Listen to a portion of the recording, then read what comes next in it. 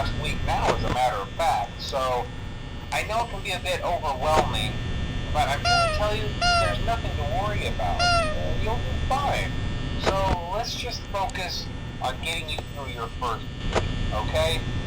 Let's see. First, there's an introductory greeting from the company that I'm supposed to read. It's kind of a legal thing, you know. Welcome to Freddy Fazbear's Pizza, a magical place for kids and grown-ups alike, where fantasy and fun come to life.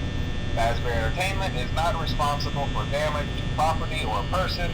Upon discovering that damage or death has occurred, a missing person report will be filed within 90 days or as soon as property and premises have been thoroughly cleaned and bleached and the carpets have been replaced. Blah, blah, blah. Now, that might sound bad, I know, but there's really nothing to worry about. The animatronic characters here do get a bit quirky at night, but do I blame them? No. If I were forced to sing those same stupid songs for 20 years and I never got a bath, I'd probably be a bit irritable at night too. So remember, these characters hold a special place in the hearts of children and we need to show them a little respect, right? Okay. So just be aware, the characters do tend to wander a bit.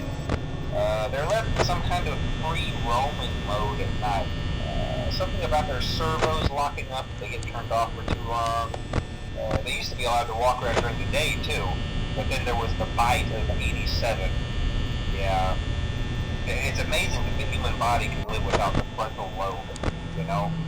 Now, concerning your safety, the only real risk to you as a night watchman here, if any, is the fact that these characters, if they happen to see you after hours, probably won't recognize you as a person. They'll most likely see you as a metal endoskeleton without its costume on.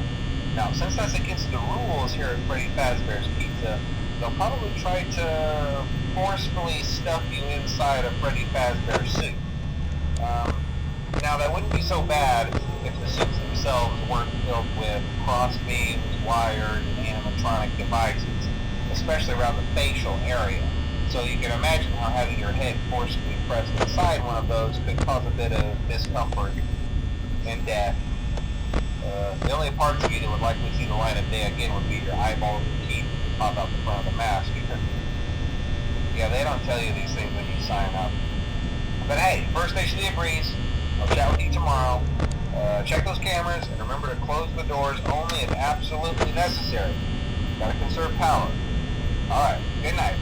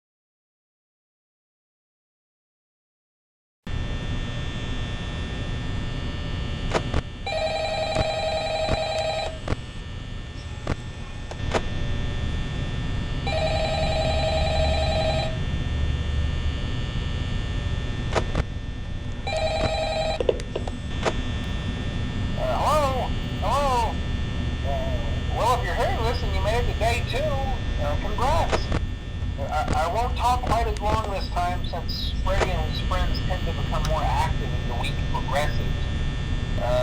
It might be a good idea to peek at those cameras while I talk, just to make sure everyone's in their proper place, you know. Interestingly enough, Freddy himself doesn't come off stage very often.